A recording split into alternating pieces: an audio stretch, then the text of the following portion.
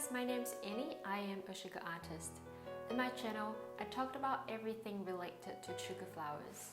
Whether you are a beginner or seeking to develop your skills on making sugar flowers, remember to subscribe to my channel and let's make some amazing sugar flowers together.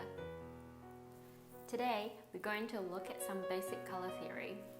It is essential to understand the colors as it helps you when you are coloring your gum paste and color dusting your sugar flowers. First, I'm going to talk about the 12 main colors on the color wheel. So, the color wheel can be divided into primary colors, secondary colors, and tertiary colors. Primary colors are the colors that can't be mixed from any other colors. These colors are red, yellow, and blue. Secondary colors are the colors that result from mixing two primary colors together. These colors are green, orange, and purple. Tertiary colors are the colors that made from mixing one secondary colors and one primary colors. So there are 6 tertiary colors on the color wheel. And there are red orange, yellow orange, yellow green, and blue green, red purple, and blue purple. And now let's have a look at the warm and cold colors. The whole color wheel can be divided into warm colors and cold colors. The warmth or coldness of a color is also known as a color temperature. The color combinations in the color palette often have a balance of warm and cold colors.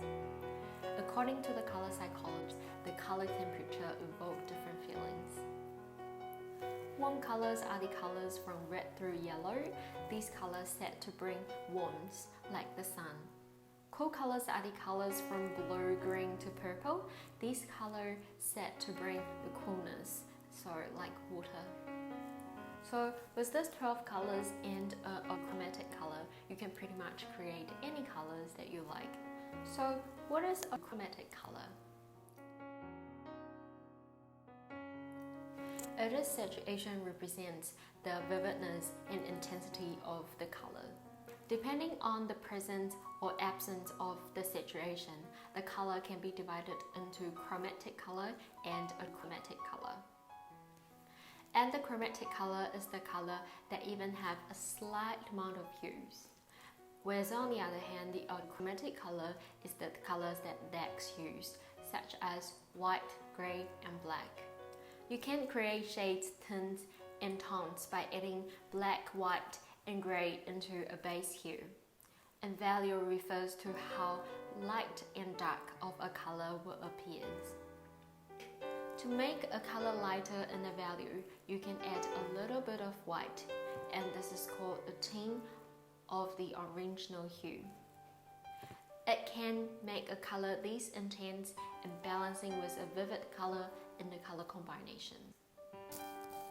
And tones can be created by adding gray with a base hue, so kind of like tints. Tone is a subtle version of the original hue. To darken a color, you can add a little bit of black, and this is called a shade of the original hue. But shades can be very dramatic and sometimes a bit overpowering if you add too much black. So instead of adding black, another way I darken a color is to mixing some of the complementary colors. And what is complementary colors, you might ask? The complementary colors are the colors that opposite in the color wheel. Mixing the opposite color in the color wheel can create a vibrant darker color. So in my next video, I'm going to bring all the theory that we learned today to life. If you want to see how I color my fondant and create this color wheel, uses only 3 colors, as well as to create the color next to the color wheel. Remember to subscribe to my channel so you won't miss out my next tutorial. Let me know in the comments below if there are any flowers that you'd like me to create next. I will see you guys soon.